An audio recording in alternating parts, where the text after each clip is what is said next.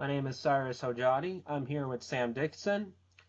We have previously met in person about a year and a half ago in the American Renaissance Conference. He is usually the speaker in every other conference, and he has been doing a lot of interviews and podcasts with Jared Taylor. And these folks are one of the largest advocates for white individuals, European Americans, and we're here to welcome him right now. So, what's new? How are things right now? Well, personally, things are all right. I don't have the virus, so things seem to be all right. I hate the shutdown feeling. I feel like I'm in halfway house of probation with ankle monitors on my legs, but hopefully things will get better in that department. Lots of news, as you know, in the political sphere. The efforts to impeach Trump, which I think are very beneficial to us. And wow. The more they push, eventually they will meet resistance. And they're very foolish to continue this. They have no legitimate case that Trump directed or caused the trivial incident that they turned into what they call the insurrection. And the longer they go on, the more ridiculous they will seem, and they will look even more ridiculous a year out. They also are going to put people, well, you've already seen this, where they have put liberal Republicans in an awkward position, like Liz Cheney. Liz Cheney hated Trump so much because she and her family are so wedded to the military-industrial complex, and they want more wars, like against Iran and Syria and Russia. Wait, what? And they want more wars. I have family that lives in Iran. But they want an interventionist, aggressive foreign policy. That's how they make their money. And so she couldn't control herself, and she had to go vote for Trump's impeachment, and that will pretty well finish her off as a significant factor in the Republican Party for the rest of her career. It will be fun to watch Romney and see if Romney is put to the test. I hope he will vote for impeachment, because that will also eliminate his influence in the Republican Party. But the word sedition is now being thrown around. The Atlantic Monthly had a column saying that it was time to look more seriously into the idea of prosecuting Americans for sedition. Most Americans who know their history, are aware of the Alien and Sedition Act that President Adams passed early in the country's history in order to try to suppress criticism of his government. And liberals have always thought they would have been against that. Now they're coming out openly that they want prosecutions for people who say naughty things, who question what teacher says. So, we'll see where all this goes. One great thing is that our enemies have ceased pretending. When I was a young guy, they pretended that they were for peace, and I knew better than that. I knew that they've always been for war. They pretended they were for open discussion of ideas, and it was pretty apparent that they were not allowing discussion of ideas in the textbooks. But now they make no pretense of it. They're supporters of the Pentagon, they're supporters of war, they're supporters of the munitions industries, they are opposed to freedom of speech, they used to champion the working class. Franklin Roosevelt pretended that he was a friend of the working people. Now they regard the working people in America as a pathology to be cured, and they have total contempt for working Americans, and they want to replace them with cheap imports from Haiti. So all down the line. Wait. I have to jump in right there. Haitians are overwhelmingly black, and I'm told that people like you are suppressing them and are putting them into the gutter, and you are behind these police departments and you're targeting blacks, but yet we have blacks that are overwhelmingly still from other countries moving into the United States and every other civilization that's been built by whites. How does this work? And this is the... Well, yeah, go ahead. You put your finger on something that is ridiculous. If they really believe, the New York Times editorial board really believes what they write in their history of race in America. They should be warning Haitians and Mexicans and others, for God's sake, don't come to this racist, fascist country. Please stay away. But they know it's all phony. They're motivated by hatred. They hate us, and they've hated us for a long time. You see this from things like the New York Times editorial board, where they have a Korean woman who has openly expressed her desire to see all white people dead. And they defended that. They said that it was understandable that she would feel that way because she's an Asian in America. The fact that she came here and got a scholarship to Harvard doesn't change any of that at all. She's entitled to want to kill white people because she's an Asian and she moved to America. Oh, I've heard about that from Jared Taylor. I know. But my question is, what did white people do to people like myself? I mean, we are out earning you guys, and we're not being targets of the police. We're not overwhelmingly in poverty. I mean, not every ethnic group is struggling in this country. And you talk about how they want to invade Iran. You know, and this is the most disgusting part about this, is that you have the social justice voters, you know, these whites who hate themselves, the blacks, the Latinos, that overwhelmingly voted for this new administration. And, you know, they voted for an administration because they thought the previous was so racist and bigoted and just so harsh and didn't believe in science. And then they vote for somebody who's a shill of the military industrial complex. And then when all the chaos breaks in these countries, they're going to blame it on us. They're going to blame it on you. It's you, the white man, that invaded these countries, even though the real white man who was behind the foreign policy is not going to get any of the blame, and they still vote for him. And it's just, why don't these people are ever going to learn? And that's just the sad part. And then they're going to say, ooh, well, now these countries are destabilized just like Syria. Now you have to import all these refugees and pay for all their government whatever. Well, the people that implement these programs want the Syrians importing. It's a win-win situation for them. You invade a country, you overthrow a secular government, a government in which Christians were overrepresented. They are overrepresented for their percentage of the population. You replace it with a government of reactionary mullahs who will stultify the Arab population and deny education and prevent development. And you get to import yet another discordant element into the countries they hate, like Germany and the United States. So for them, it's a win-win. The people about them, I mean the people who really direct these policies and understand them and have a purpose in mind. The average person who votes for them, the average so-called liberal white, the kind of person who listens to National Public Radio and believes it, they don't have a clue, and they don't pick their ideas out because they are intellectually convinced by the argument. They buy their ideas the way a woman buys a Gucci handbag. They adopt these positions because it enables them to feel superior to working people, and they can also feel that they're doing what teachers said. They're the kind of people that when you were in elementary school, this may have happened in Iran also, when the teacher came back in the room, they're the kind of little brats that would raise their hands and say, "Teacher, Cyrus talked while you were out of the room." That's the kind of person they are. You know, I've heard about you. You talk about so much is about me, not the community. And that's a very, very good point. I think the real issue is, and what Jared Taylor has talked about a lot, is that a lot of these folks that you talk about is that they don't really know why the other races are underperforming.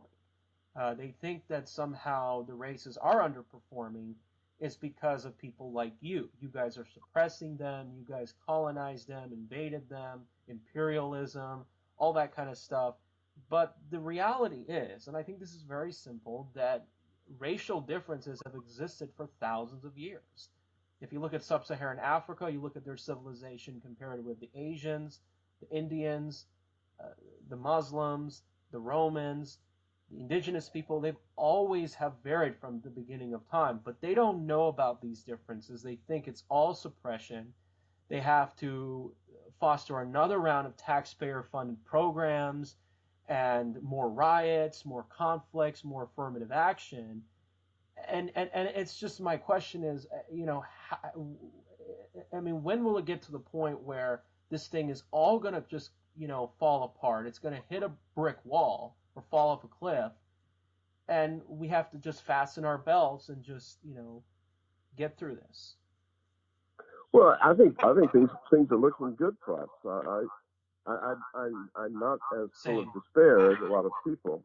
The fact of the matter is that 48% of the voters of the counted vote was cast by people who ignored 4 years of saturation propaganda to vote for Trump.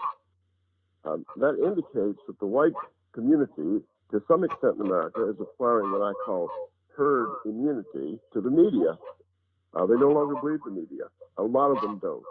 It wasn't that way when I was a child. When I was 12 years old, 14 years old, people believed Huntley Brinkley. They believed CBS and NBC and ABC. They believed John F. Kennedy. I think there are huge numbers of people now who do not believe him.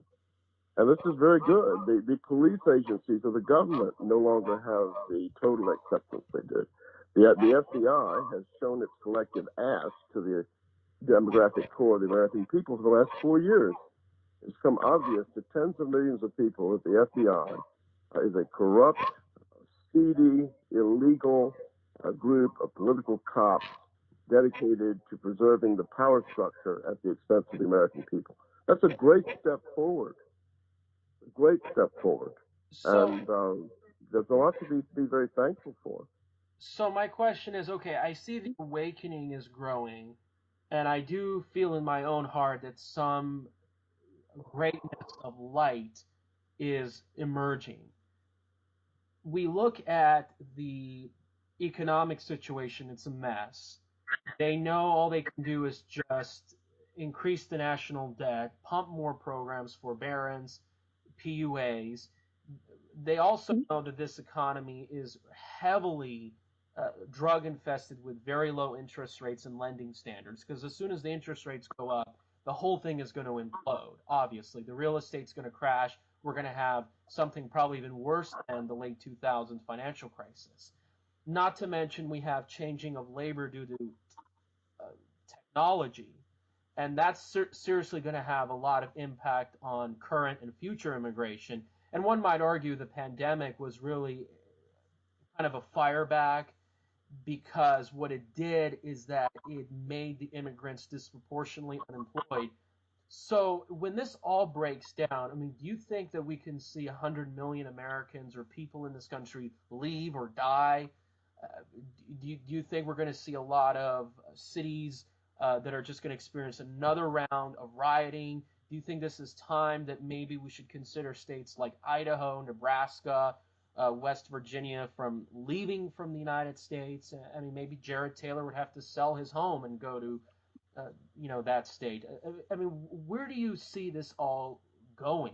And I mean, you do realize, for an example, according to what you guys believe, that blacks are 13% of the population, but commit way more of the murders in this country, are heavily involved in riots. I mean, we could see another round of them looting and crashing down the cities.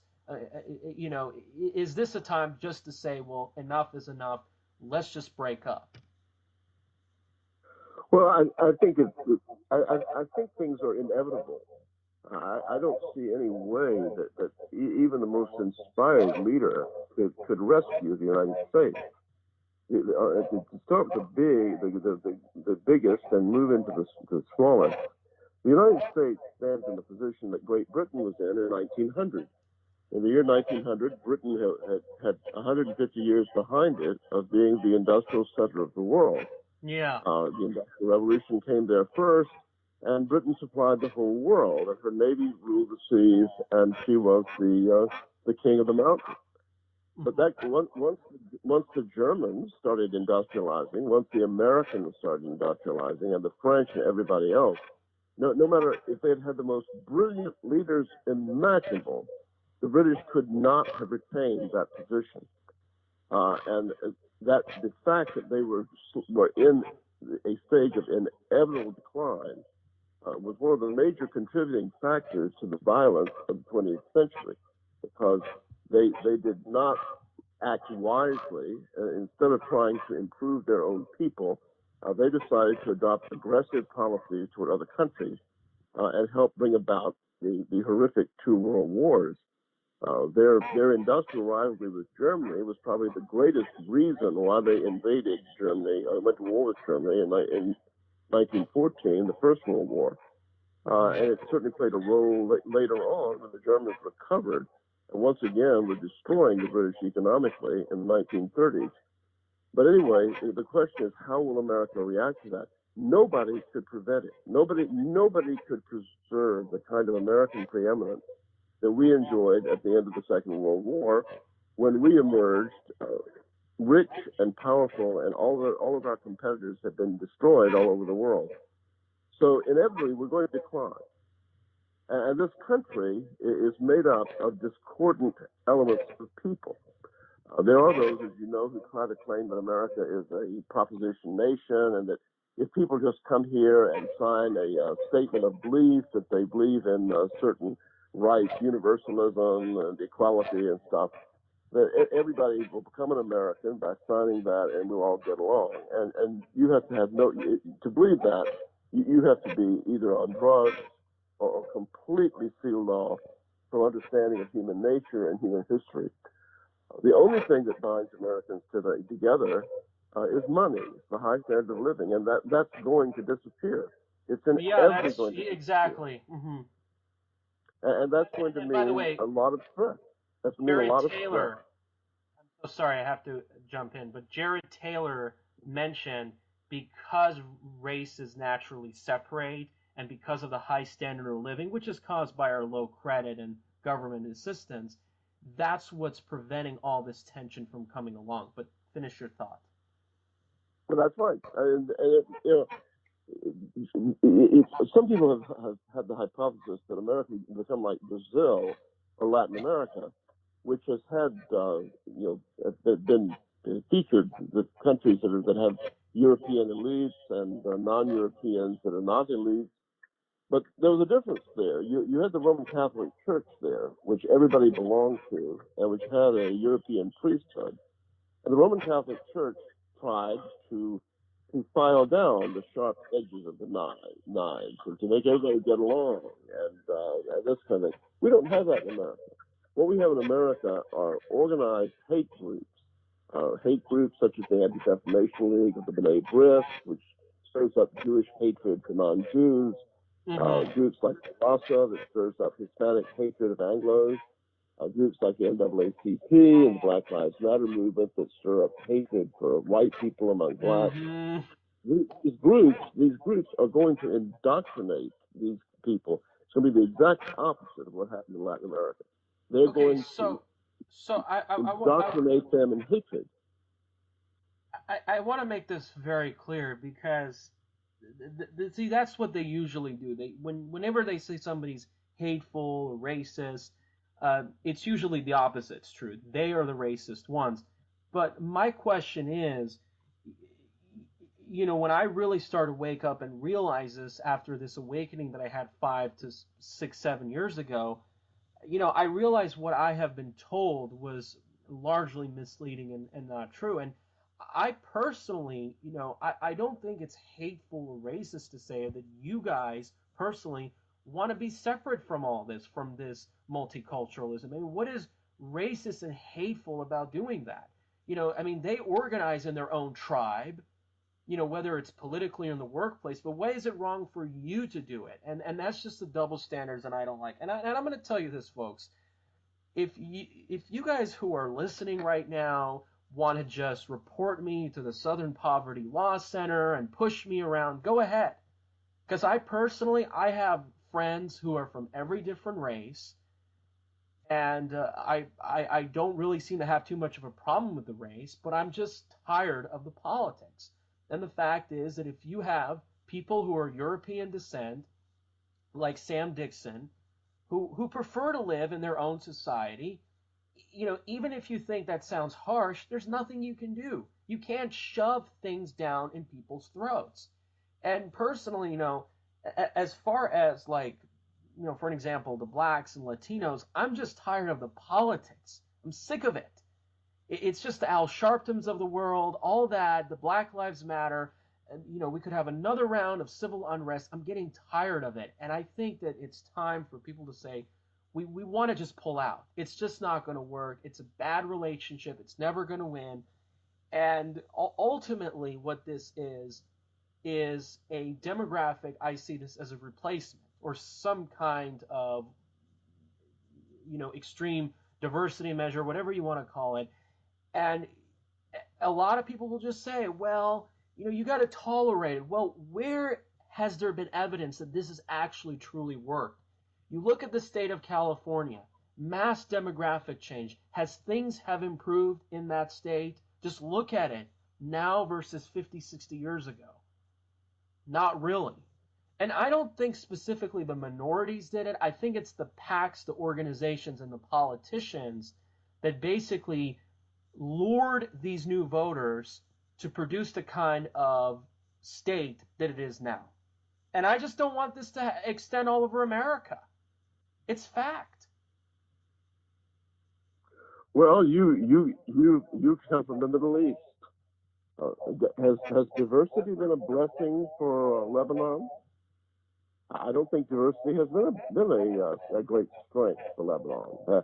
Was diversity, did it turn out well to have Kurds, Sunni Muslims, and Shiite Muslims living in the same country in Iraq? That didn't seem to play out very well either. As you look around the world, diversity is always productive of problems and hatred. And there's, like you say, why shouldn't we have the same right to a state of our own that Jews demand of themselves in Israel? American Jews are overwhelmingly in favor of open borders immigration. They are vastly disproportionately represented in groups that adopt these anti-European positions in America. And yet they insist on their right to take territory from other people, ethnically cleanse it, set up their own ethno-state, and build a wall around it. And they expect Americans to pay for it. This kind of in-your-face hypocrisy is something you have to really work at being dumb not to notice this kind of hypocrisy. So let me ask you this. You seem to believe that it's the Zionist Jewish elements that are behind all this demographic change, all this replacement, all the problems our country are facing, a large portion of it, because I have a friend who's Pakistani American, very affluent. He's very critical of Jewish power.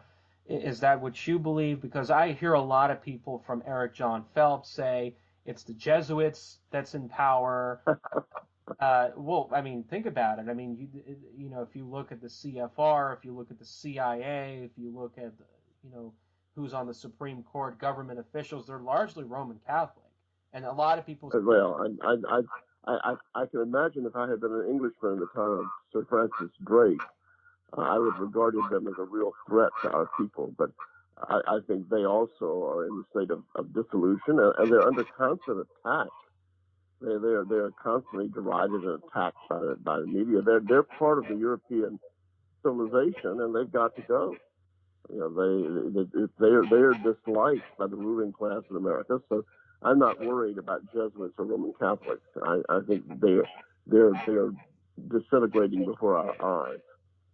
But I do think that I think people just act to their own interests, and Jews are very self-interested, and they have long memories, and they constantly are worried about being discriminated against, and they take offense to things that don't really exist, and their behavior is abnormal, but it's accepted as normal. I went to a Christmas party one time down in Key West, Florida, and it was supposed to be a secular Christmas party.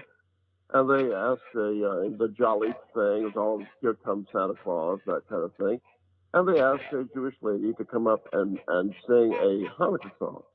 And she walked up to the podium and took over the microphone and launched into a 3 or 4 minute long denunciation of the Roman Catholic Church and the Inquisition, because she was going to sing a Ladino song, a song of the Spanish-speaking Jews who were expelled from Spain.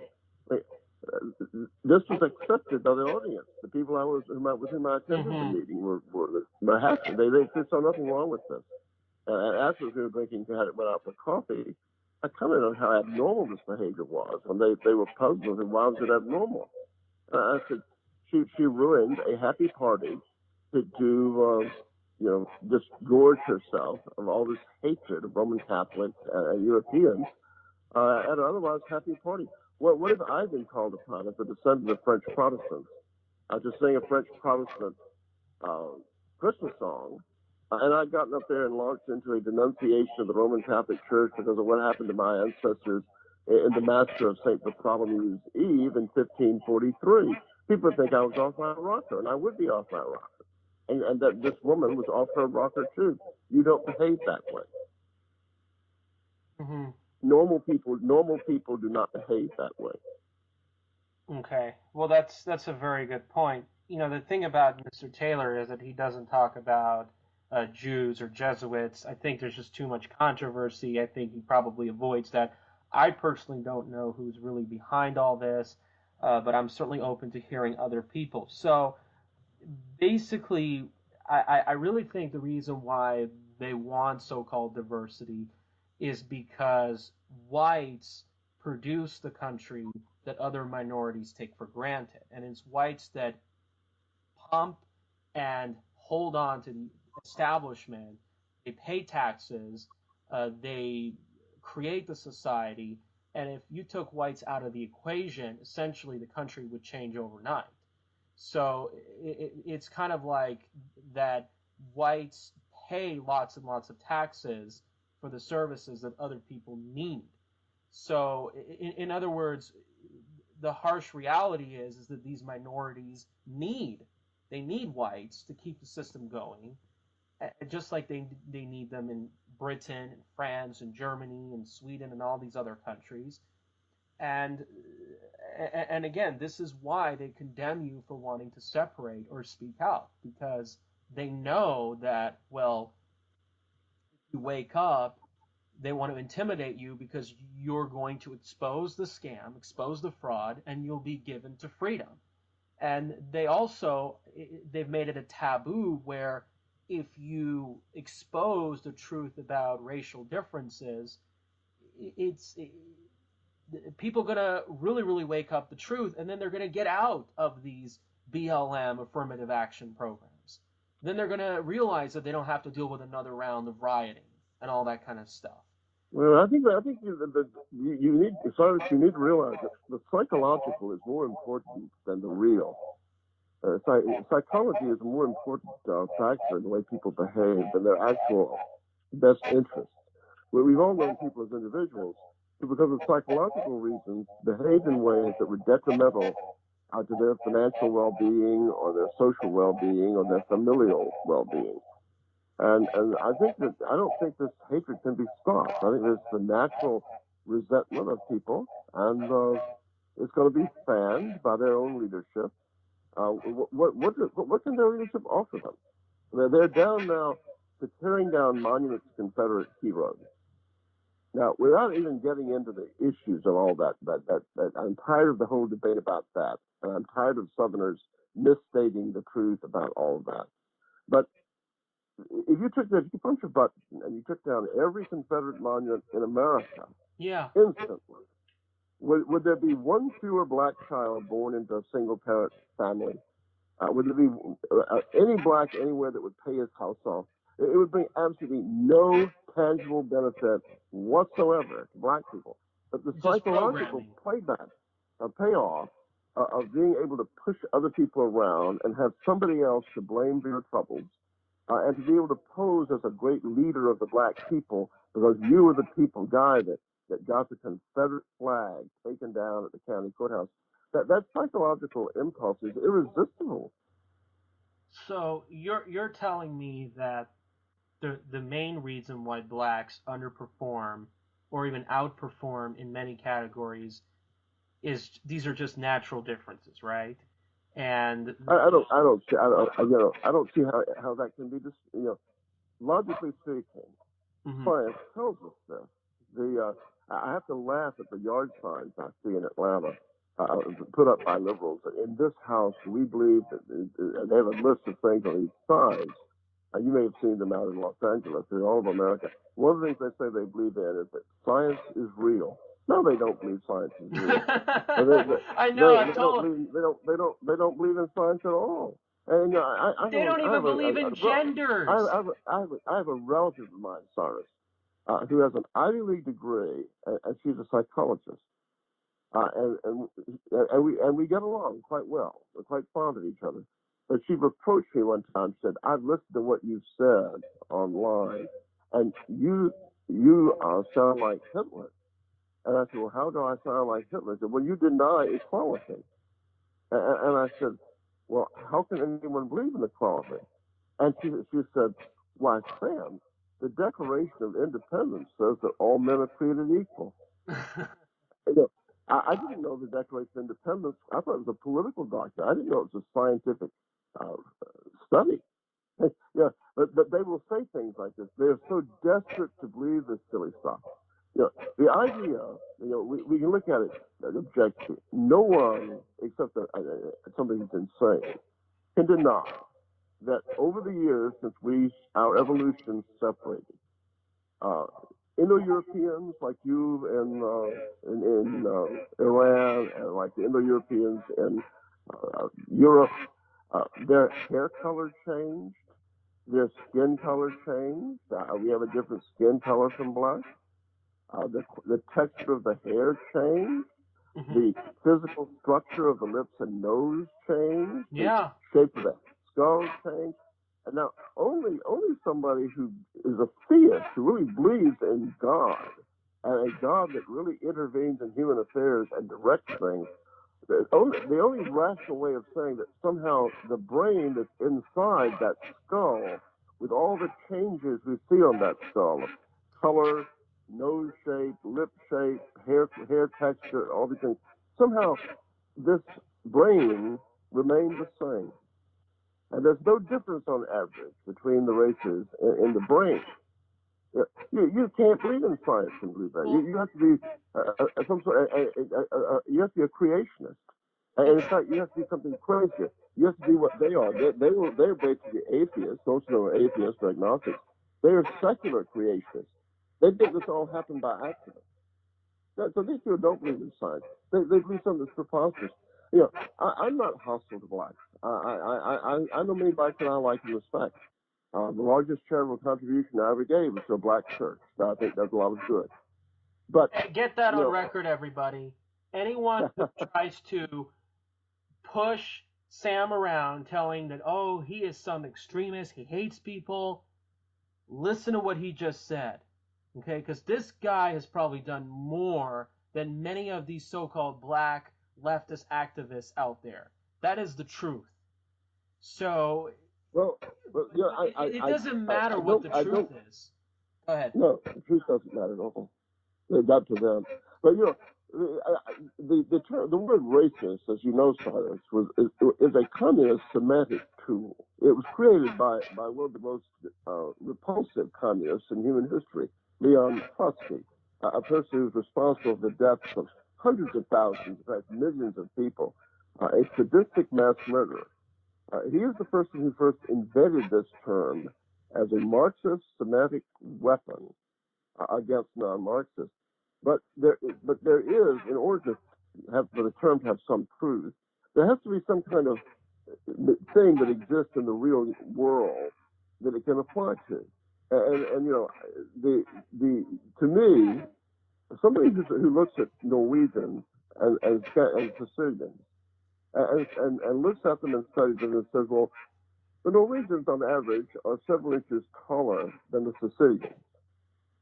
That's just obvious. Now the problem arises when you have somebody that says that, and then he looks at a Swede, at a Norwegian who's 5'6", and a Sicilian who's 6'2", and still insist that the Norwegian is taller than the Sicilian. If you're going to have a word like racist, it ought to apply to somebody who refuses to accept reality and to see that these are exceptions. And I know black people who are intelligent, that are quite intelligent. Yeah, but it's the and averages. I don't think they're dumb, because I believe on average that on average blacks are not, they don't have the same IQ as whites. I can look at women and I can conclude that the average woman is physically weaker than the average man. She can't press as many pounds at the gym. She's shorter. That's the average woman. Well, I also know that there are some tall women that are taller than the average. But when you deny that, when you become like the leftists and like the minority racists and the people running this thing, and you start saying that the reason that blacks have problems is because whites are successful. This is like telling women, what if you had the people like the feminists, and you told little girls from the time they're 4 years old, the reason that there are no women playing in the National Basketball League is because men starve little girls and cause them to be shorter than men. This is exactly the kind of reasoning, and it's hateful, destructive reasoning that would poison those little girls' minds and make it hard for them to get married and have happy relationships with men, and it would create huge friction in our society. But that's what they're doing on issues like race. They're refusing to look at biological reality, and they're blaming these differences on incredibly hateful policies, cruel, hateful policies implemented by whites all over the world. Since this problem exists all over the world, in Germany, Switzerland, or Russia, wherever there are these racial minorities, they still perform below the IQ test in terms of financial success and elsewhere. They are below the level of the white population, and they're being told this is all because whites in Russia are evil and racist, whites in Italy are evil and racist, whites in California are evil and racist, because we are a demon people.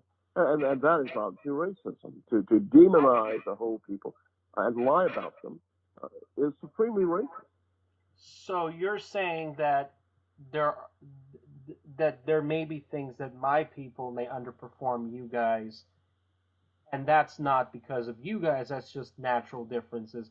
And the fact that me and my cousin and many people in my ethnicity do very well in things like engineering, this is just a natural difference, and that has been proven for thousands of years. My ancestors built Persepolis and Esfahan, and we didn't suppress anybody, or we weren't being suppressed by anybody at that time. This is just all a natural phenomenon. So the fact of the matter is, well, I guess you can say it's just that blacks still need the support of whites, just like women need the support of man, where they get welfare programs at a higher rate, women get work quotas, women get child support and alimony, and all this programming that we've done with women, it has also had a negative effect on your birth rate, which is perhaps the main reason right now why you guys are becoming a smaller share of the U.S. population, which needs to be reversed as soon as possible. Well, I think the in church is it is not meet for man, it's not good for man to live alone. I say this to somebody who is unmarried, but I think the nature, when you look at nature, and the keynote to success in life is to comply with nature. And nature tells us that men and women were made for each other, and they're meant to be together and to have children together and to stay together. And that's not always possible. But to scorn that and to create artificial divisions and have large numbers of men and women who are not married, not having children, facing lonely old ages, this is not a good policy. This is not good at all. Well, for one reason, the quality of men and women has deteriorated. I mean, I think It's terrible. For one thing, it's harder for a man to produce a standard of living that can support a family. A lot of men have become emasculated. They're not even masculine anymore. They've turned into gangsters. I mean, I think you can kind of see that in Portland and Seattle. I mean, they haven't seen a lot of demographic change, but they have seen a lot of destruction in another end. And then you have seen a lot of women taking her 20s and going to school, getting student loan debt, or just sleeping with so many other guys. And what has this resulted in? Has this actually improved anything? And so I think we really need to improve gender equality, because I guess the point is, why do we even have two genders? And I also think another thing is the cost of living is really getting in the way. I mean, we need to start having homes at $200,000 so we can, really produce these healthy, genuine nuclear families. As a matter of fact, the establishment doesn't just hate you guys because you're organizing in a white group, but because you guys have so much tradition. Just look at the guys, just look at the women, especially who were young in that conference. I mean, it felt like I was in a different time period. Mm-hmm. It was I think just amazing. They hate it. They hate. I mean, well, these people are adversarial. The people that are driving this are people who are adversarial. They're which is a fancy way of saying they're motivated by hatred. And you see this. A good doctor admires a great doctor, a great surgeon. A poor doctor will hate a great surgeon. And all over the world, the people who push these leftist programs, and by the way, I'm not a conservative. I'm a liberal on many issues. I hate using that word, liberal or leftist. But they are motivated by hatred of those who are better than they are. Take the Soviet Union, for instance. You had people like Lenin and Trotsky and the others. They hated the Russian aristocracy. They mobilized and they instigated mass hatred among working people and peasants of the aristocracy. So they exterminated the class of people who gave us people like Tchaikovsky and Rimsky-Korsakov and Dostoevsky.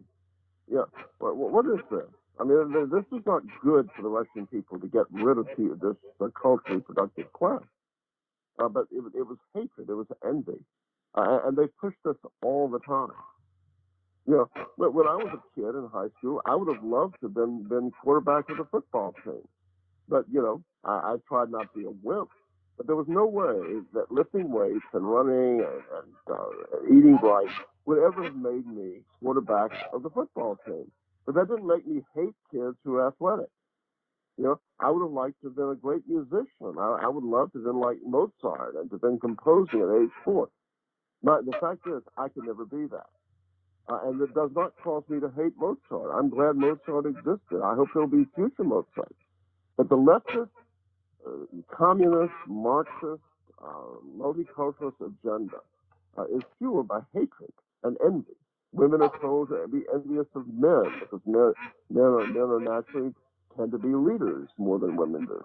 I think the problem is, there's just this constant appeal to envy and hatred, which is without being religious. The Ten Commandments. You probably have something. There's probably something similar in your cultural background. One of the 10 fundamental things in the Ten Commandments is thou shalt not covet. Mm-hmm. You will not be envious of those who are superior to you. Yeah. And this is common sense, and it's also morality. But that's not what Joe Biden promotes. He promotes hatred and envy of those who are better. Well, I think what the issue is that when they see a white male like him, or for an example, here in Las Vegas, the former CEO of MGM Resorts, Jim Murren, he's a straight white male. He left in February of last year, so it's pretty obvious the COVID thing looks like it was a setup. But he funded a lot of social justice programs. He funded CARE and SBLC. And basically, I think what the problem is, they see because these white males have so much wealth and power, they think that, okay, they're the ones who are running the show. And, they see that, okay, the gap between the CEO and the bottom paid worker has exploded exponentially. You see all these billionaires. They have all this lobbying power. they think, okay, it's the white male that's all the problem. But I think that, yes, there are some crony people who are elites. The problem is that their programs are not necessarily going after the elites. It's going after people like us. We're the ones who are being pushed into the gutter. We're the ones who are being discriminated. We're the ones who are being flooded with foreigners with different cultures that are not like us, who outvote us, and all that kind of stuff. And all this social justice, all this multiculturalism is benefiting those same elites that the lefties are trying to hate. I think that's where really the problem is. But do you think the leftists really hate the elites? I think they hate people who actually make it on their own. Depends. But they've always had a warm place in their hearts for people who were born rich, like Franklin Roosevelt and the Kennedys. The people they hate are people like Martha Stewart, who actually make money on their own. If you get the right way by being born privileged, they're rather happy with you, and in fact they team up with you. But also, as you're pointing out, the effect of these programs has been to diminish social mobility. By mixing the schools in the South and wrecking education, Yeah. the enormously wealthy people like Ann Cox Chambers, who died recently, who owned the Atlanta papers, the richest woman in America, not Jewish, Episcopalian. By pushing these programs, she helped ensure that some highly intelligent, squared away kid of a working class family, that his grandchildren were not going to elbow her grandchildren aside 3 generations from now. So these programs have actually diminished social mobility and have enhanced class lines dramatically. Mm-hmm. Yeah, that's a pretty good point you got there. And I have never really learned the problems of integrating schools. And, a lot of schools you go to, there are fights, there's conflict, there's difficulty learning. There's just so many problems. I know a friend of mine who lives in Vegas. He grew up in Louisiana. They integrated the schools. It was just miserable. And he just couldn't even wait to get out. So it's just, but I guess with all this conflict going on, and for the viewers, if you guys don't know, he lives in Atlanta. It's a very diverse city, and it's how many percent black? Is it 40 or 50% black? It's about 50 white, 50 black, with a small percentage of Hispanic. Okay. It's not even. It's actually getting whiter. It's actually gentrifying, which is something that has provoked just obviously racist behavior by the black leadership who are trying to stop gentrification because they don't want whites moving in, and because they fear they will lose their control of the city with all of the city government, with all of the money and perks that represents. The Antifa communists are also actively fighting gentrification. That's one thing they accuse me of, is that I have supposedly promoted gentrification. I actually visited that city. It was a cool city. I visited just right before the Murren conference. But we know for a fact that in terms of metro demographics, you guys are still shrinking. And I believe you guys are already. Oh yeah. You guys are already a minority in the Atlanta metro, right? Yeah. But I'm talking within the city itself. Whites are moving into the city and blacks are moving out of the city.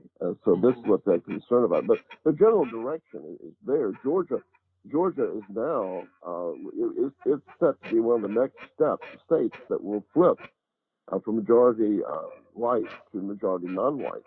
Oh my gosh! Yeah. In 2018, the New York Times very happily pointed out that Georgia was now 40% non-white, whereas it had only been about 26% non-white 20 years ago. And they pointed out that the non-whites constituted 46% of the registered voters. They were registered at 15% higher than their actual percentage of the population itself. Wow. And so, yeah, it's happening fast. And that was in 2018. According to the Georgia Secretary of State, between 2018 and 2020, 1.1 million people registered to vote in Georgia. 300,000 of them were native-born white Americans. 800,000 were non-whites or immigrants. Well, and this is how that's how the state was split. But that's what I was going to tell you. Like, how could that be? Because, like, was Atlanta growing? Was there what caused so many of them to move there? That's just my question. Because Well, Atlanta has always been run by a sociopathic chamber of commerce. And I have my own theory about this, but the business community in Atlanta has been very bad. The business community is bad in most areas of America. Businessmen are not our friends, and the chamber of commerce is our enemy at every level. But it's especially true in Atlanta, where the kind of people that took over finance in Atlanta after the Civil War were really a sociopathic scum that floated to the top. That's why you have people. You talk about elite people. These people you're talking about are not really elite. They're plutocrats. They're not like people in ancient Europe or old Europe. They're not the kind of people like the Medici that that sponsored the Renaissance.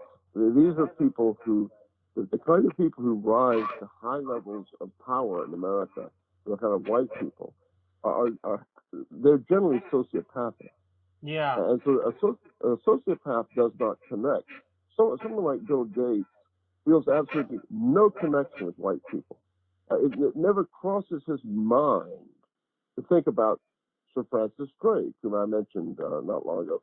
Well, when I was a child, I thought about Sir Francis Drake. I had a book my grandmother gave me about Sir Francis Drake. It was a boy's story. We sailed with Drake. They sailed with Drake. About two English boys who served under Drake in fighting the Armada. Well, that matters to me. I have a strong sense of identification with my race at large, Indo-Europeans, including your own people, the Iranians. I have a strong sense of identification with Christendom, with the various brands, whether they're Orthodox, Roman Catholic, Lutheran, or Presbyterian. I feel an identification with my religion. I feel an identification with my country of origin and the countries of origin in Europe, Scotland, and Britain. I feel an identification with my language. Someone like Bill Gates, a plutocrat like Bill Gates, doesn't feel any of that. He doesn't feel any connection at all. I dare say if you could make him sit down, Cyrus, and answer questions honestly, you would find out that Bill Gates does not know one single folk song from England or America. He's never learned. He doesn't know how to dance a single folk dance. He is somebody that is absolutely poverty-stricken. He has no race. He has no language. He has no culture. He has no history. He is rich in only one field of his life. He's got a lot of money. And in every other aspect of his life, Bill Gates is bankrupt. And he chooses to live that way because he is a sociopath. He probably is actually physically incapable of feeling any kind of loyalty to other people. Sociopaths are an interesting study.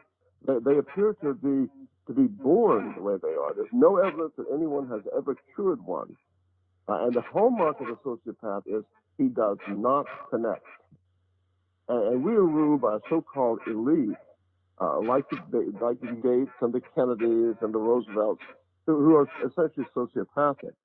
That's why if the Khmer Rouge came to America and could wipe out the 1%, actually we would be better off. It just took that scum and just skimmed it off the top of the population and got their genes out of our gene pool and removed them. The Marxists would do us a great benefit if they would get rid of people like that. a pretty good point. It's interesting how you make that distinguishing factor, but I wanted to just go back to Atlanta. I think a lot of people believe that Atlanta's population in the metro area has grown so much that it's attracted a lot of minorities, and the same can actually go with Las Vegas. Back in the 1980s, it was really a town where the casinos were owned by the mob, and then they started to give it to the corporations. The corporations imploded the hotels, and we started seeing all these mega resort properties. And then from 1990 to 2010, or perhaps today, Las Vegas saw the largest demographic change more than any other major American city from that particular period of time. So what Atlanta and Las Vegas have in common, along with Texas, is that they saw a huge demographic change, and that's due to economic growth. And you don't see that in Alabama and Mississippi and South Carolina because you don't see a lot of economic growth in a lot of those areas. And so my question is, perhaps we can also argue that economic growth, if the economy gets bad, it may not be a good thing for preventing the demographic change, because if let's just say, for an example, the economy really starts to crash, we could see a lot of minorities leave, or the shares of population stop growing. Maybe that's perhaps why Idaho and many of those states have not changed a lot. So do you think that? Well, this is what you're saying is a very liberal idea. It used to be in Oregon and Washington that it was leftists who said we don't want any more growth. And they're absolutely right. I agreed with them then. I agree with them now. This artificially stimulated growth enables sociopaths to make money. In Atlanta, I have a knack for saying the wrong thing to the wrong people. I'm just gifted at it. And years ago, I used to be invited to receptions for visiting Russian dignitaries because I spoke Russian. And my Russian tutor would usually host these things. And she was an old white Russian aristocrat whose family had been massacred by the communists. But she would still host these things because, as she said, the propaganda flows both ways. She would try to subvert the communist Russians and to tell them about the old Russia and so on. But I was at one of these things one time, and the State Department has some guy, probably a CIA agent, assigned to the editor of Moscow News and Moscow Literary Gazette, who were on this tour of America, and the reception was in their honor. And so I was talking to the American who was traveling with them from the State Department, and there was this woman standing there, and we began talking, and he said something about how good Atlanta was and how great it had grown. And I said, well, I was born here, and I think it was a better city when I was young. Well, this woman said, well, what do you mean by that? We have more cultural amenities now. And I said, well, that's true, but I gave all the reasons why it was a better city. And she said, well, how do you think this came about? And I thought for a minute, and I said, because I think there were people who stood to make money by artificially stimulating growth. Yeah. Even though it would build a city with intractable transportation problems. They set up things like the Forward Atlanta program to encourage all of this real estate development and artificial expansion because they wanted to make money and they didn't care what they did to their community. And she gave me a hard look and she said, that's very interesting. No one's ever said that to me before, but then my husband founded the Forward Atlanta campaign. But it's things like that. So yeah, the idea that we're helped by the population growing and cutting down more trees and draining more swamps and destroying more habitat for wildlife and creating worse traffic problems. The average person is not helped by this at all, but people like Bill Gates and the enormously rich sociopathic scum, the plutocrats, they are helped. Absolutely, yeah. And the thing is that I thought about moving to Atlanta, but the fact that you showed me how there's so much corruption and problems and everything, I just wouldn't want to consider. And like I said, I'm really upset at the PACs, the organizations that are behind all this mass pumping of people and individuals to increase GDP growth, to get more votes, to get more power. I mean, there's just really no question about it. So my question to you is, should we stay in places like Atlanta or Las Vegas? I mean, should we move to a remote area in Idaho or Kentucky and maybe want to consider splitting from the United States and making sure that if this thing breaks down, we can kind of duck and cover? I mean, do you think that we're going to see mass numbers of riots that's going to take place in Atlanta? Taxes are just going to go up. Now they have a new voting base. I mean, I'm sure they're going to want to raise your taxes to pay for their so-called justice programs. So, I mean, what can we do at this point? And why should people who are non-European descent believe that fighting for your cause is also important? So, I mean, what are you going to do to protect yourself? Because you claim that there's 50% blacks, and according to you guys, you believe that the way they are, they have higher levels of serum testosterone, they're more angry on average, so that means there's going to be a higher chance of civil unrest. Well, that's true, but where I live, inside the city, what we're going to see in America, I think in many areas like Washington, D.C. or Atlanta, is the whiter you are and the richer you are, the closer to downtown you'll live. It's going to be the opposite of what happened after World War II when the whites fled the cities. And so I think, except for the Antifa, I could be pretty safe in Atlanta. The Atlanta Antifa has made me their project, and they have a project they call Move, Sam, which they say is designed to force me to leave the city. But I don't want to leave for one reason. I don't want to give them the satisfaction. But your question has to be answered both individually and racially. There is, individually, a lot of it turns on how old you are and what kind of skills you have and whether you have a spouse and children. If you were a young wife in Atlanta and you had a wife and two children, I think it would be a wise move to move to Western North Carolina, Eastern Tennessee, Idaho, West Virginia. But for an old person like me, it's very difficult to make friends when you're old. And so Yeah. I'm not, it would be very difficult for me to move somewhere. On a racial basis, it's already happening in a kind of undirected way. America, when my parents had their golden wedding anniversary, we invited all their cousins to two big parties and reunions.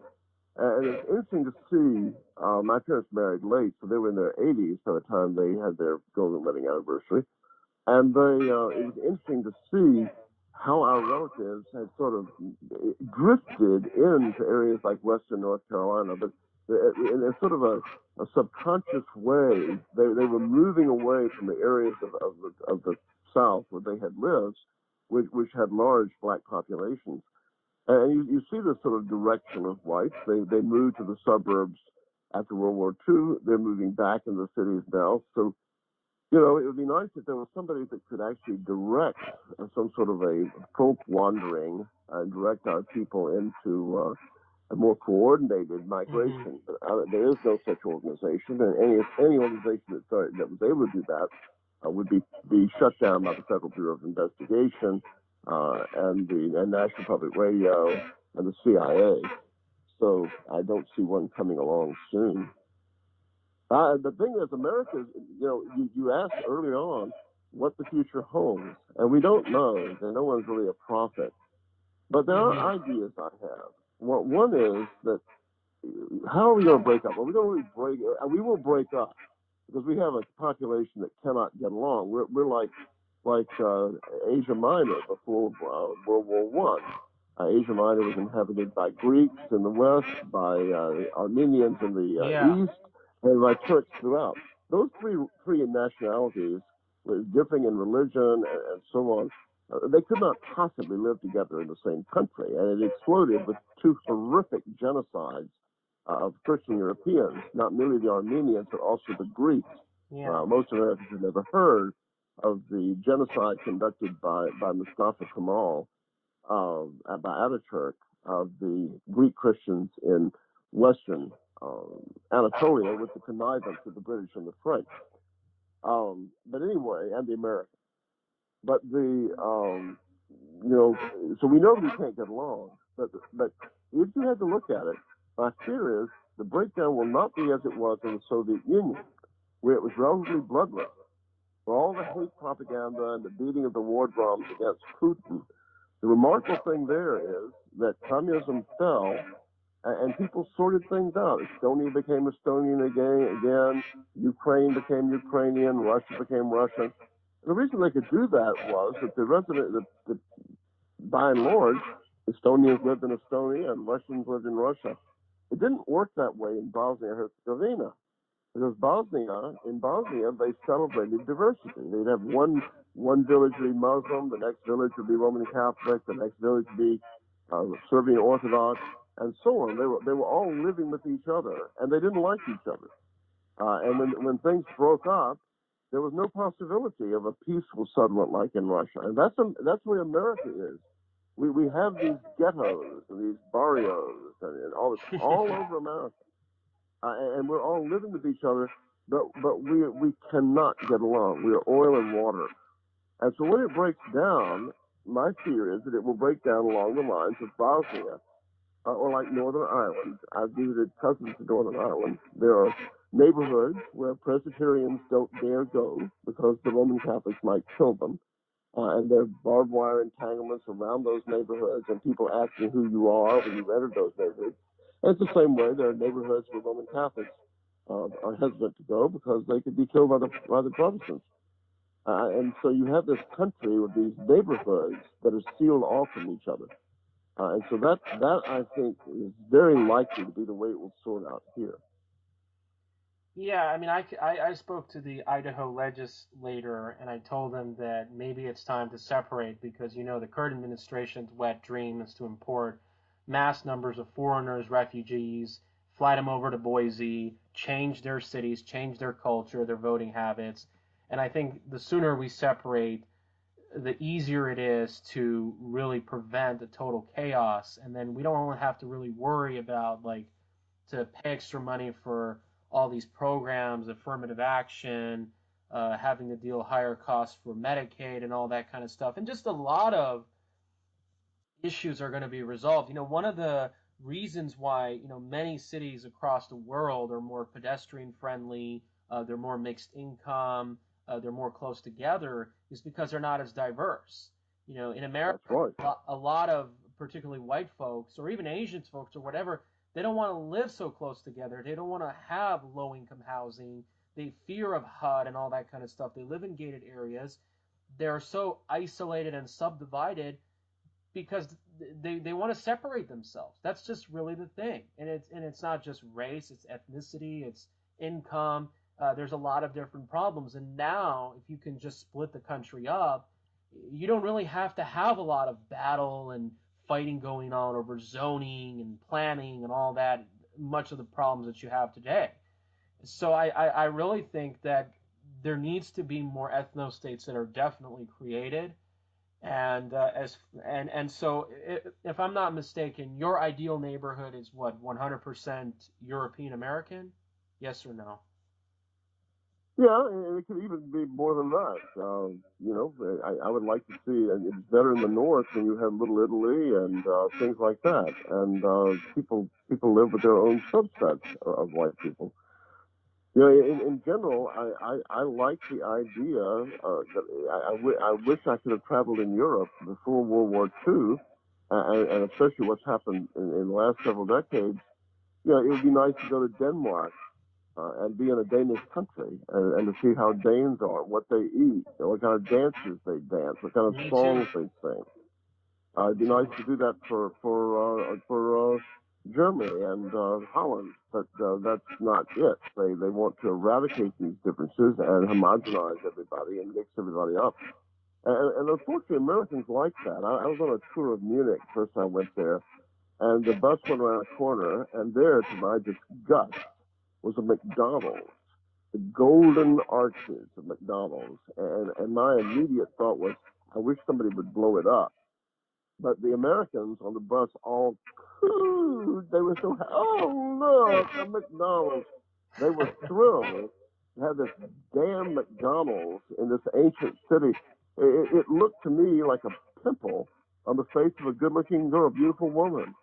It was like a scar. Yeah. There's no place there. I didn't want McDonald's there. It's bad enough that I have to put up with it in America. I didn't want to buy a plane ticket and go on vacation to Europe and have to see a McDonald's golden arches rising in triumph over the people of Munich. I did not want to see that. That's a very, very good point. So that's why you Iranians are so good.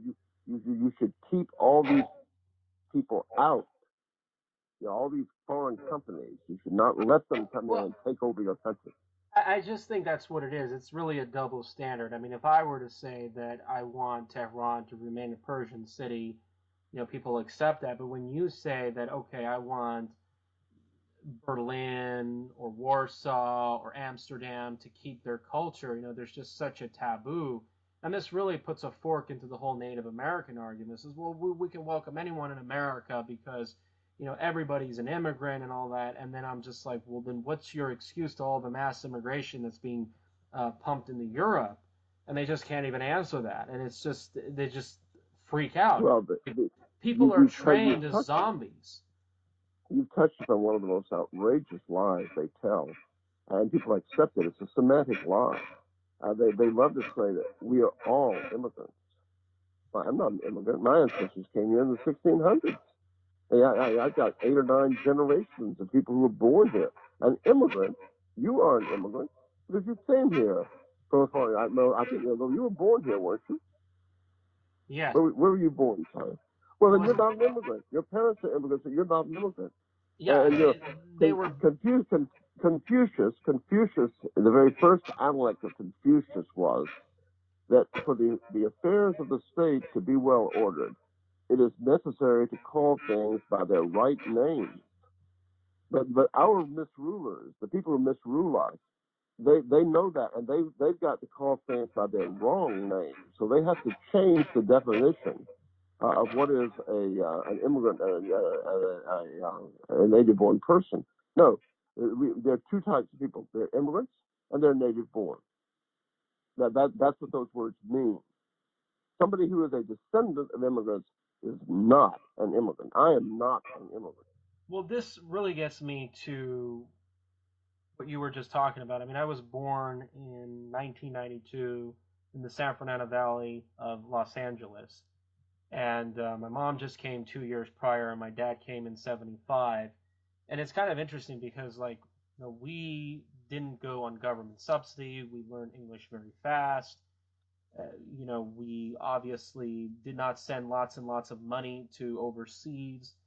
That's the kind of an idea that a lot of people would favor, but that wasn't really the case for the vast majority of immigrants who came to the United States. And what's ironic was I tell a lot of Iranians, well, how come Iranians don't live in South Central LA with blacks and Latinos?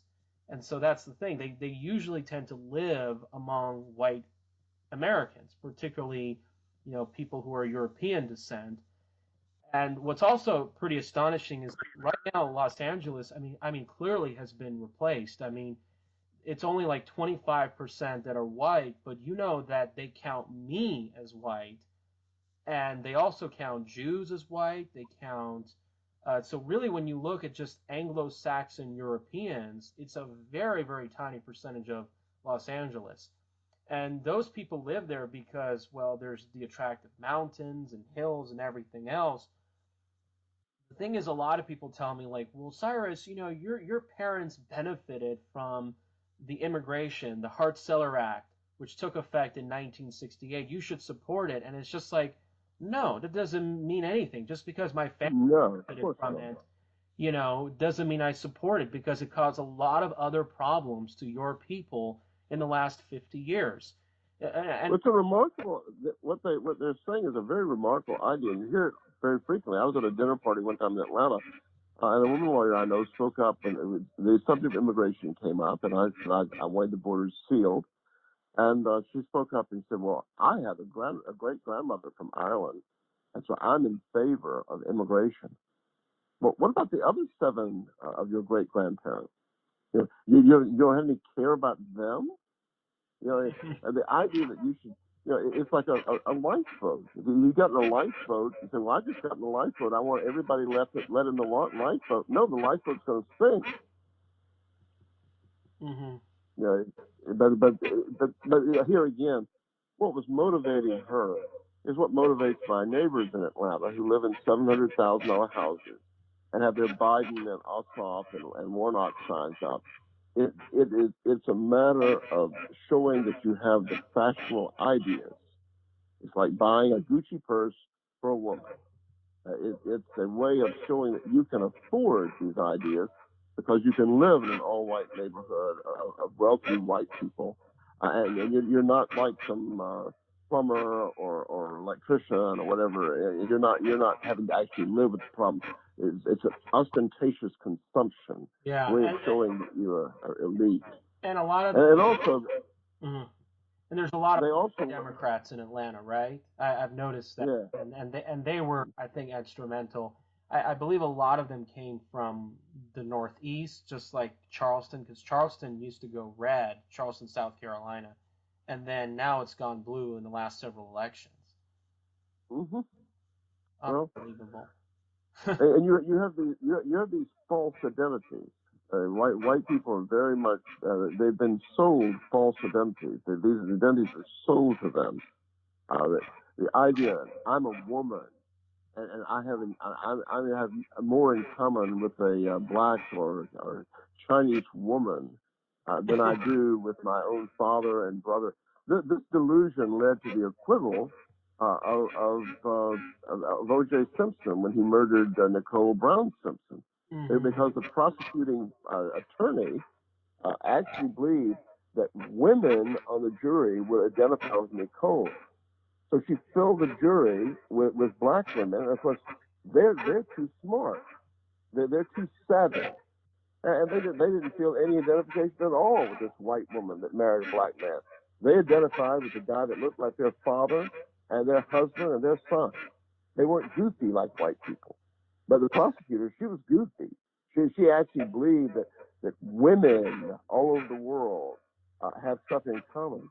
You see this with gays. That gay whites, lots of gay whites in Atlanta voted for. I saw the rainbow crosswalk. Yeah, that their being gay means that they have more in common with black people living in housing projects than they do with their straight brother. It's just that you have these false identities, and people fall into them, and they take them up. And they vote according to these false identities, that these meaningless identities that are often actually contrary. White women, liberated women, the idea that they're voting to bring in third world settlers and this kind of thing,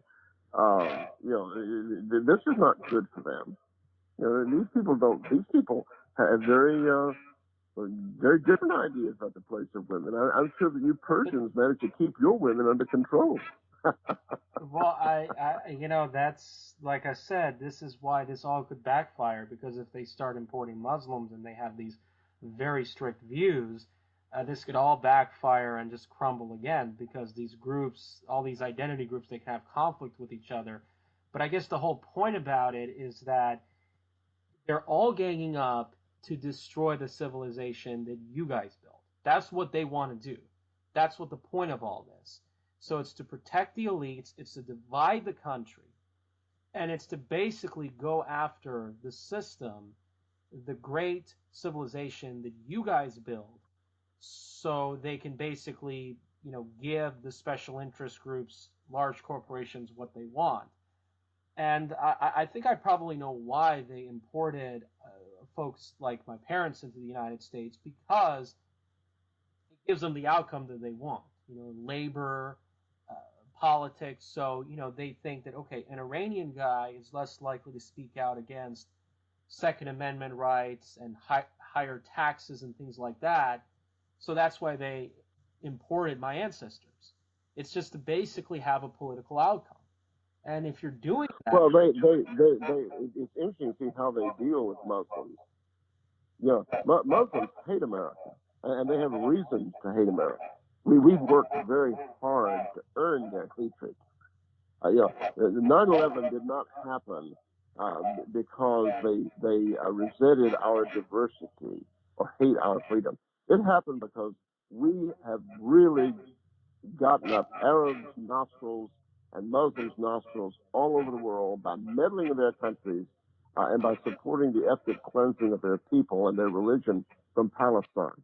And you can't do that and not be hated. Americans are so naive and have no grasp of history. They don't understand. You do that, and it may sound great in the PTA, when you show how pro-Israel you are. But that's not selling in Cairo or Saudi Arabia or Tehran. And you go and meddle in all this stuff that you have no business meddling in. It's like getting involved in a bar fight. You're going to get hit. If you get involved on one side of a bar fight, you're in the fight. And that's why we had all those 3,000 Americans die in New York. But they are trying to pose now as the great friends of Muslims, at least in the United States. And they are promoting Muslims and catering to Muslims, and also simultaneously trying to stir up Muslim hatred of Christians. They like to talk about the Crusades, for instance, and how intolerant Christians are compared to Muslims, which is not true. But anyway, they intend to incorporate people like your parents and Arabs into their domestic coalition against us. But all of this is based upon hatred and envy, and it's motivated by hatred and envy, and the tactic is hatred and envy. And you asked a while back, why should people who are not Christian Europeans be concerned? Well, about us. Well, whatever our faults are, we are the people who have made great strides for all of humanity in fields like medicine. And without us, people would you'd still have 50 or 60% infant mortality. You'd still have people dying of diseases that can now be cured, and things like that. And if we're gone, that world's going to go with us. But the hatred is so great that these people don't see that. I had a physical about 6 months ago, and the doctor sent me for an MRI. And they put me on this gurney and whisked me through the hospital in this skimpy little hospital suit. And it was cold. They left me in the room with the big MRI machine. And I was cold. And I was left there for an hour while they all went away. And so I thought, what can I do? And I have this sort of new age thing. I said I'm something liberal, where I send love to people. I start meditating and I think of people and I send them love. And I thought I'm a wild, weary moments away and try to fight being cold by sending love. I thought, who should I love? And I thought, I'm going to love the people who built this machine that enables doctors to see what's going on inside of me without having to cut on me or push tubes into me. And so I closed my eyes, and I was doing that. And a while later, I heard a woman with a black voice say, are you asleep? And I opened my eyes and said, no, I'm not. And she said, well, you look like you were asleep. What were you doing? I said, I was meditating. And she said, what were you meditating on? And I told her, I was sending love to the people who invented this machine that enables me to be your doctor, to see everything inside of me without my being cut on. And her immediate reply was very revealing. She said, I wouldn't waste any love on them. They made a lot of money. Well, yeah. Thou shalt not covet. Thou shalt not covet. That is a destructive attitude. She hates the people who invented that machine. She hates her benefactors. Wow. It's interesting to see.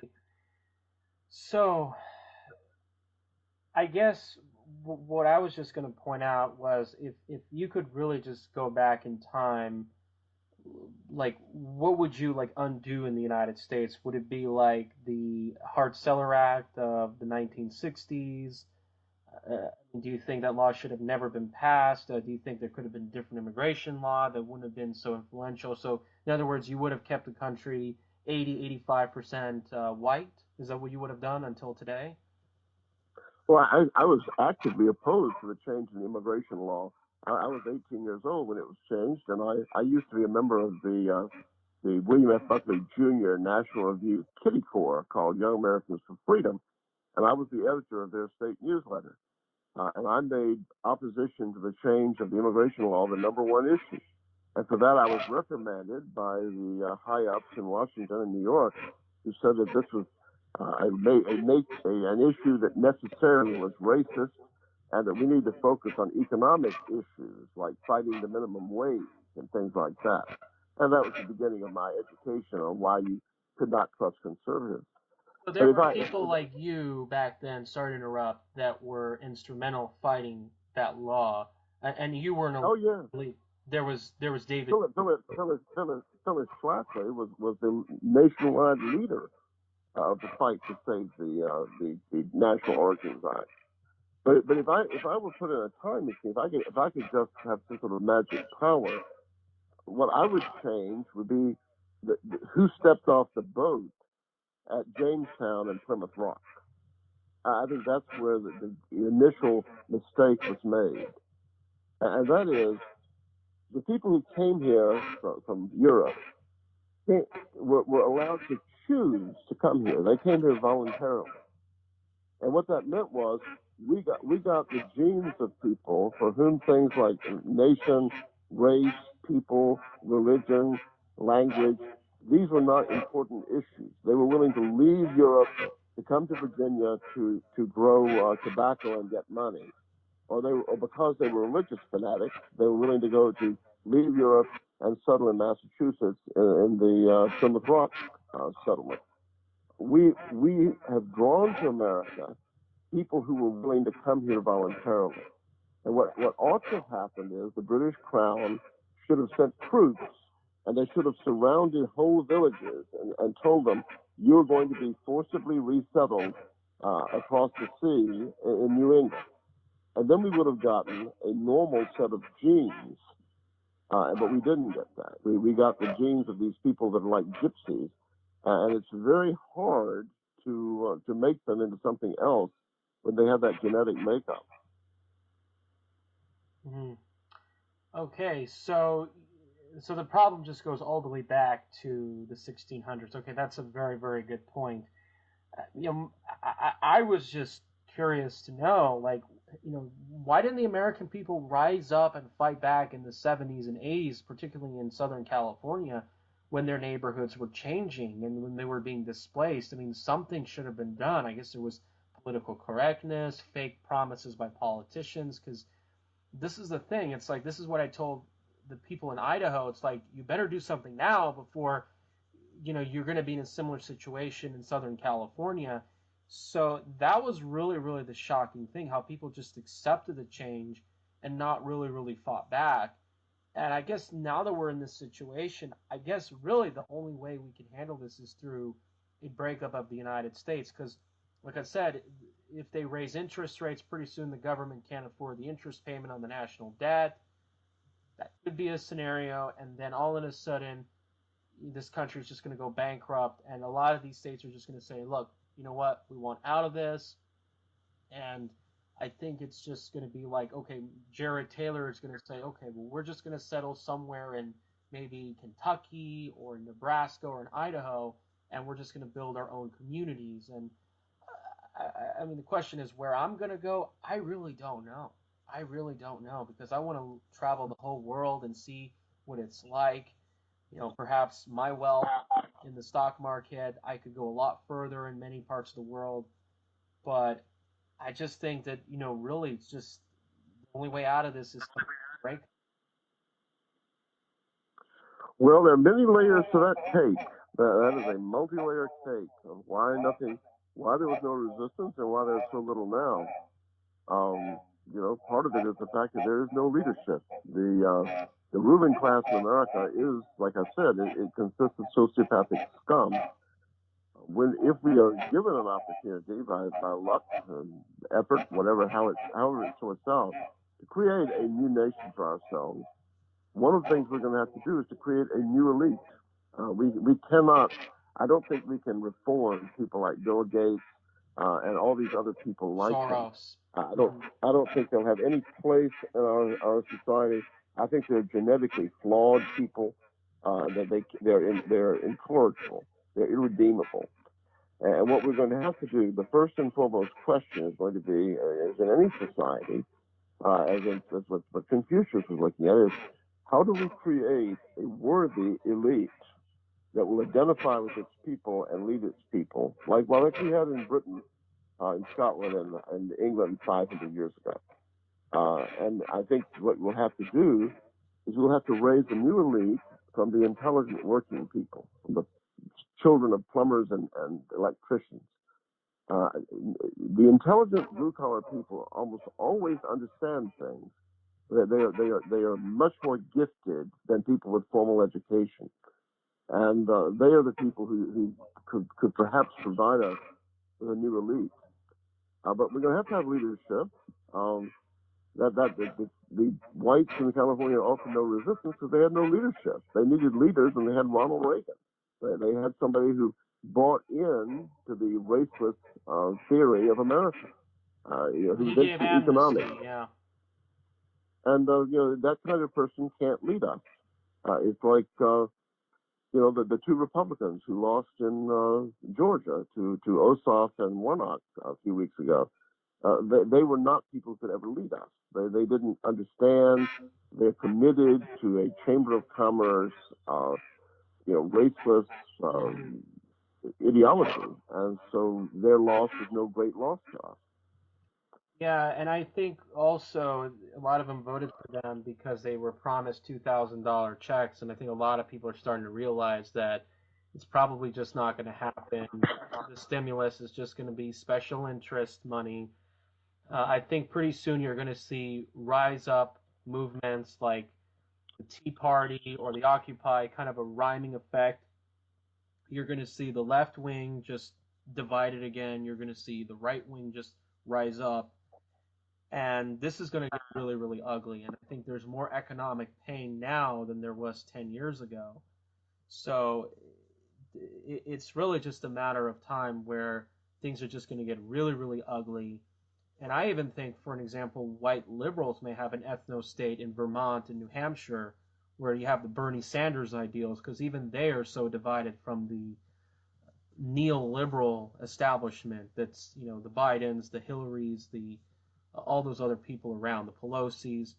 So it's going to be really interesting to see. And I'm also concerned about Las Vegas because if their gaming and hospitality economy collapses, there's really not going to be hardly any minority population left, because that's why they're mainly there, for the jobs that they provide and, of course, the construction sector.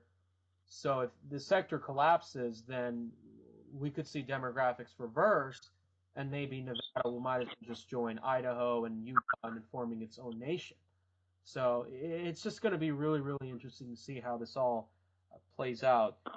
So what can people who are conscious about white people, what can they do right now, or even people like myself who are not considered that part, but they want to see you guys live and prosper, because we know that you guys are instrumental to providing so much benefit to the entire world. I mean, we don't even have to be neighbors. I mean, I don't have to be your neighbor, Sam, or I don't have to live in the same neighborhood as Jared Taylor, but we can still live thousands of miles apart, and we can still help each other. So what can we do to make sure you guys live? And what are your plans? Are there going to be more Charlottesville coming soon? I mean, what do you see? What can we do? Well, the first step is, as I said, is psychological. The first step for most Americans is to pull the plug, to stop identifying with a system that is poison for us. To do it in ancient times in Europe, in the Middle Ages, you could do an act called abjuring the realm, by which you swore off loyalty to your king or your lord. A vassal would say, I am formally dissolving my connection, and he would leave the country. He couldn't stay there and no longer be a subject of the king. But you abjured the realm, and we need to psychologically abjure the realm. We need to realize that there's no way to make America great again. America never was really very great to begin with. And we need something a lot better than America. And America now is gone. There's no possibility of ever bringing it back. Mm-hmm. And we need to think in terms of post-America. And so the first step is psychological, to stop thinking in terms of first person. No longer we are imposing sanctions on Putin. We have issued an ultimatum to Iran. People need to think they have issued an ultimatum to Iran. They have imposed sanctions on Putin. Just that act alone will make America ungovernable.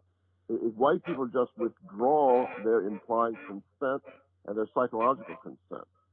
And then on an individual level, you need to prepare yourself in every way possible. Make yourself mentally and physically fit. Invest money in yourself. Train yourself. Get all of the training you can possibly get. Improve yourself. Band together with others like you. Build up a social network of people who are successful, who care about themselves, who care about their race. And to try to find a community, or find a spouse, and to go on with your own individual life, and then to give support to people who are doing something like Jared Taylor. Give them support, send them money. Jews give enormous amounts of money to people that in their communities that are advocating for Israel or programs to fight anti-Semitism, this kind of thing. Most Americans never send a penny to something like American Renaissance. Black Lives Matter was given $32 million by one rich left-wing Jew alone, George Soros. And I'm glad you brought that donation, out. Mm-hmm. That one donation is over 100 times higher than the annual budget of American Renaissance.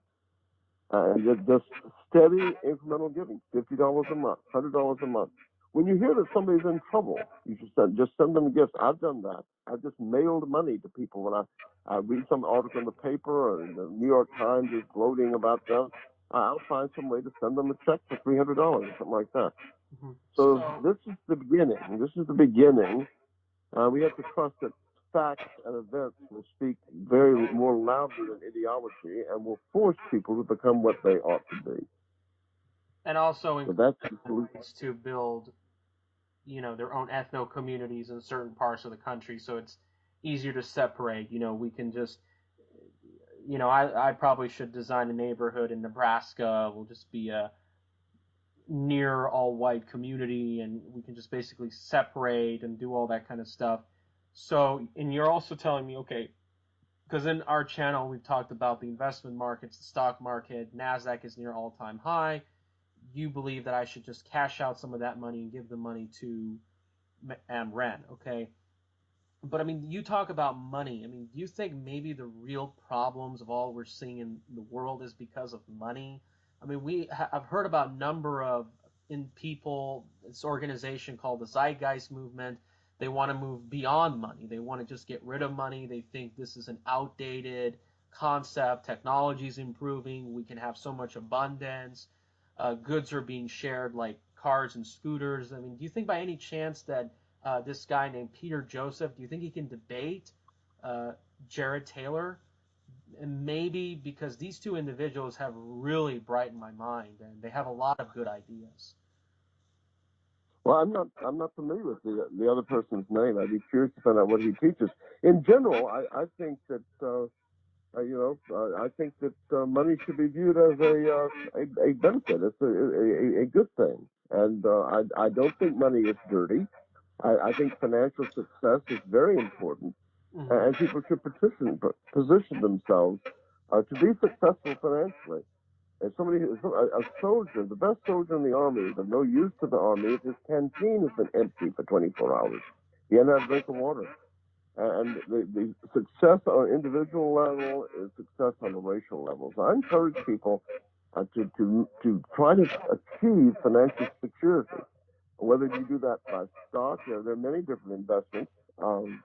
Probably, like they say, a diverse thing, getting a house, paying it off, buying a house with a garage apartment or something where you can have some degree of some income. If you ever pay the house off, you have no expenses of shelter. There's a book I've recommended to many people. I've recommended to listeners called The Richest Man in Babylon. And it's a book of very basic financial advice on how you save money and this sort of thing. I'd recommend listening to tapes by Brian Tracy, who's a very good coach of life success. And, his latest things are not as good as his original ones. But as he pointed out, if you live off 90% of your income in 2 years and invest 10% and don't touch it, in 20 years, you'll be financially independent. And everybody can live off 90% of his income because there are lots of other people who are living off 90% of your income. Little things like that. Little things like that. And I might argue if I cash out of the stock market, I could live in a tiny home and be independent for the rest of my life. It's, of course, I don't do that because I want to work more and put more money into the investment markets. Now, I don't think I should ask you for investment advice. I just want to make sure. I should hope not. Yeah. I should hope not. Yeah, because and I hope you're aware there's a lot of people out there on YouTube that give lousy investment advice. Peter Schiff, all these people out there who are keep pumping gold and the dollar's going to collapse, or Jim Cramer who's been pumping the stock market. It's just, and I know Amran doesn't really talk about that. That's just too much. But anyway, I think you have to wrap it up right now. So anyway, I just want. Yes, it's been a long talk. I've enjoyed the conversation. You're a very interesting person. You come from an interesting country and an interesting branch of our race. Thank I would you. like to visit. I would like to visit Iran someday. I can't. No, you can't, but I could. If it weren't for the U.S. government, I could. Mm-hmm. And I would like to go there. Well, I was actually thinking about if the world economy collapses or if Iran gets invaded and the Sharia law falls apart, there is a possibility I might move there and live like a king with all the investments I have. So I, as a non-European American man, takes all the wealth and gets out of the country. The system that you guys build. Ha ha. Well, you bear the name of one of history's greatest Persians. So there you have it. It is Cyrus the Great that's responsible to a certain extent the civilization that you guys helped build and take for granted for centuries. So well, they respected diversity. They did not try to Persianize people they conquered, and they were received as liberators by many of the people they conquered. Yeah. Well, anyway. All right. Well, let's call it quits, and good luck to you and to your audience, and let's talk again. Yeah, sure. So, what can people do to get more updates from you? I don't know. I don't do what I should. I need to do more. I need to start doing podcasts. My New Year's resolution this year, as it was last year and the year before that, was to start doing podcasts. I'm trying to get Jared Taylor to let me write an advice column for Amran, and I need to start working on my autobiography. Not because I think I'm important, but because I have seen things in a small way. I've still seen things that most Americans do not see. Yeah, I just wanted to write an article to Amran about how economic growth is going to make things for the white demographics even worse. So a horrible economy may be a good thing for white people, because then that will Well, certainly we certainly wish ill to people like Bill Gates. We certainly would like to see the plutocrats gone. I enjoyed the thing in the stock market recently, which you saw too, in which little people united to thwart one of the hedge funds, the predatory hedge funds. Yeah, that was certainly encouraging. Mm-hmm. Well, let's let it go, and happy Saturday, and all the best to you. Take care of yourself. Sure. Well, I look forward to hearing from you in the podcast. And you don't think I should be really concerned or distressed in a situation where we could have more anti-white programs, more mass migration? You think this is? Oh, I think you should be concerned, but life goes on. Life goes on, and look at the little community of Zoroastrians in Persia. They're still here 14 centuries later. Yeah, but I mean, you guys are going to be, they're going to do what they can to have all these quotas, programs, mass migration. You don't think this is going to go any further. You think it's just going to fall apart and collapse, right? Eventually, but this has been caused by us. There's an Italian proverb. I used to know it in Italian, but I can't quote it in Italian anymore. But it's a very profound one. It says, Make yourself into a sheep, and the wolves will come. And white people in America collectively decided about 3 or 4 generations ago that they were going to be sheep, and they were going to try to nice their way out of problems, and they were going to be nice. And it's not surprising that predatory people like the Anti-Defamation League and La Raza and Black Lives Matter, the wolves have come, and they will keep coming until white people cease to be sheep. Yeah, absolutely. And of course, just a prime example in Las Vegas. You've got a woman who was a state senator. The district goes over the strip. She was a La Raza member. She cut me out on the speeches. She was a member of the union, get money from the casinos, get a lot of back. You can see the whole agenda about this. Absolutely. All right, man. Well, you can go all right. further. Take care of yourself. Sure. And we'll do another one maybe in the next week, 2-3 weeks from now, whichever you like. Okay? Okay. Take care. Bye-bye. Great pleasure. You too. Bye-bye.